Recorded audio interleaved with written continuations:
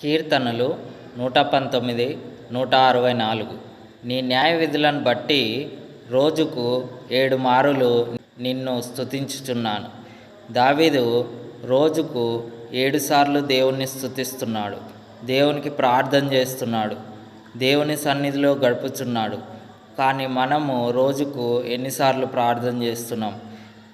మనము తినేటప్పుడు కూడా ప్రార్థన అనేది ఖచ్చితంగా చేసుకోవాలి. మన జీవితంలో ప్రార్థన లేని బ్రతుకు అనేది దేవునికి నిన్ను దూరం చేస్తుంది. కాబట్టి ప్రార్థన అనేది మన జీవితంలో ఒక భాగమైపోవాలి.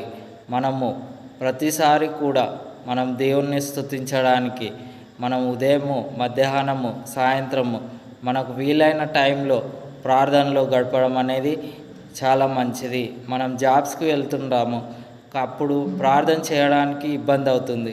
కనీసం మన హృదయంలో అయినా ప్రార్థన చేసుకోవాలి. అప్పుడు దేవుడు నీ మనవులను వింటాడు.